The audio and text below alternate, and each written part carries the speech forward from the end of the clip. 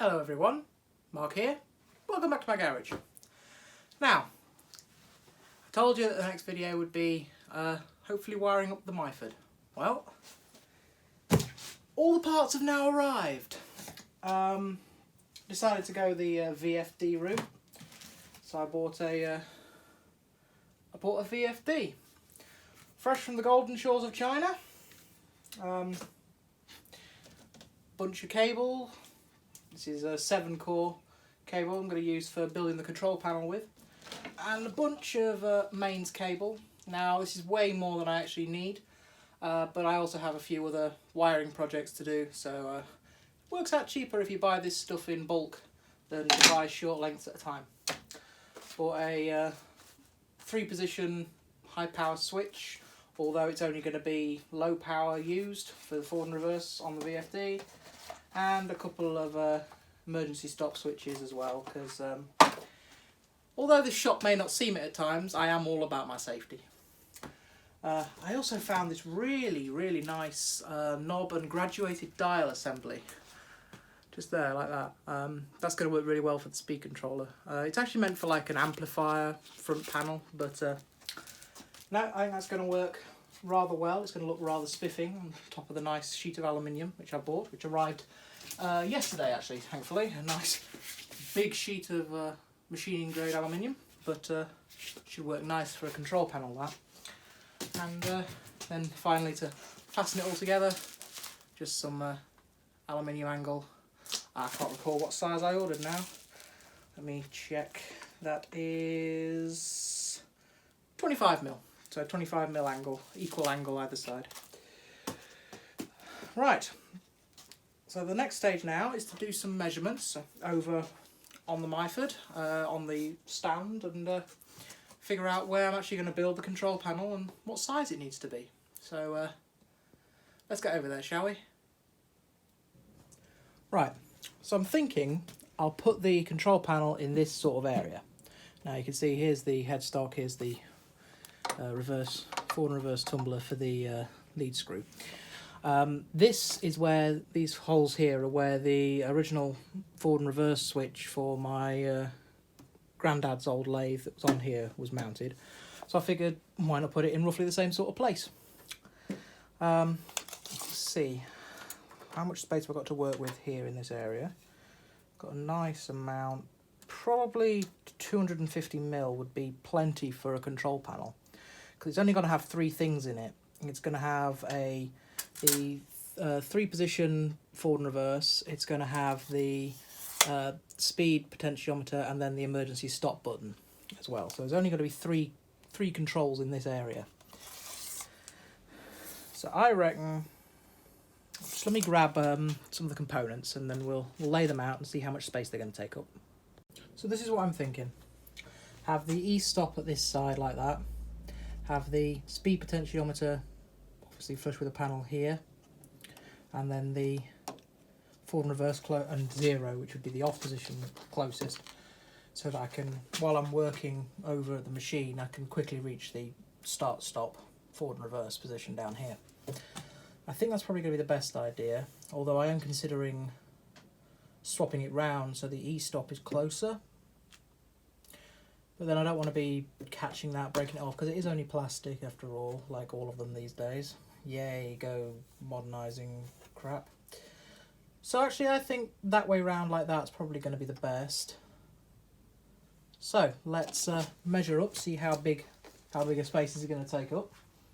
Got my trusty tape measure again. So I reckon that a probably 250mm control panel would be plenty. That's somebody at the door. Right, I've decided that I'm going to build a box that goes on the top rather than sticking out the front. It's been pointed out to me by my good friend Ben that this is a bit vulnerable to being knocked over, shall we say, and knocked off. Having it up here, it's fine. I'm not putting a gearbox here at all, because I'm fitting it with an electronic lead screw instead at some point. So with that in mind, I'm going to make use of these mounting holes here, the ones that my Gramps' switch unit used. The only problem is the only hardware I've got that's long enough to then hold the new contraption means that it's 8mm. These are not 8mm holes, so one 8mm drill bit. Let's go. Always remember when drilling, ear protection and eye protection, because you don't want to ruin your life like that. Here goes.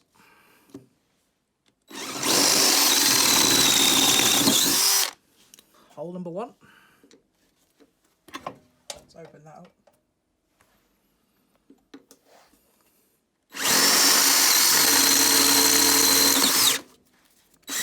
Hole number 2.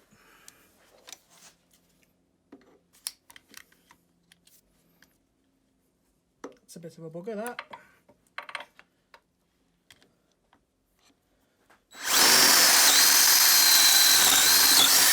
Hole number 3.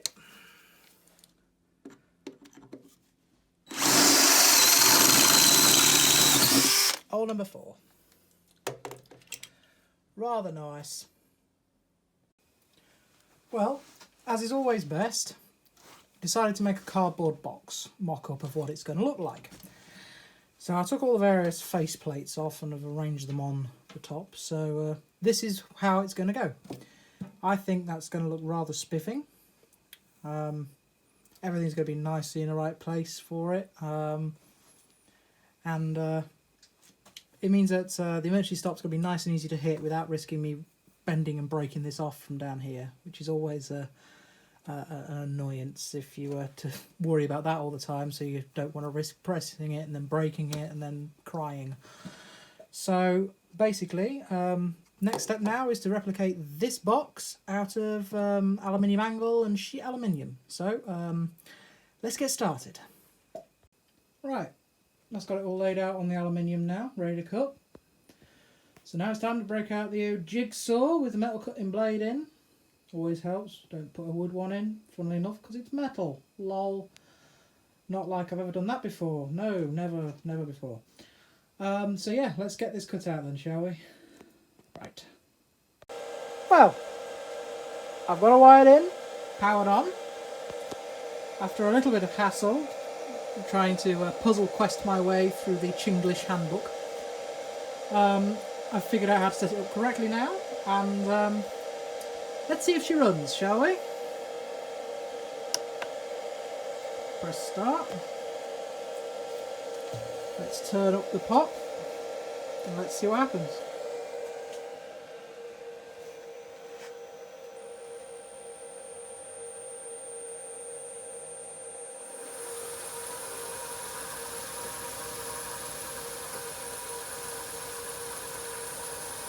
There we go.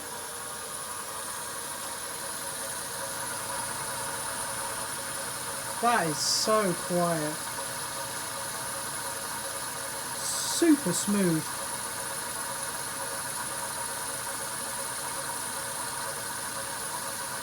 In fact, hilariously, the cooling fan in the VFD is louder than the motor and drive systems on the blade itself.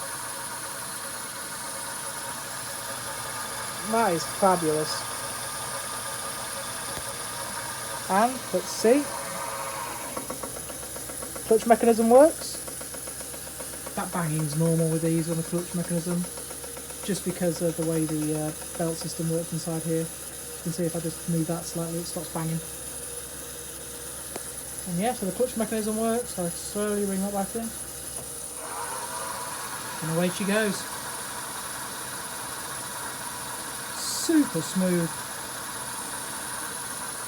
Oh yes. Oh yes. A true beauty. Let's,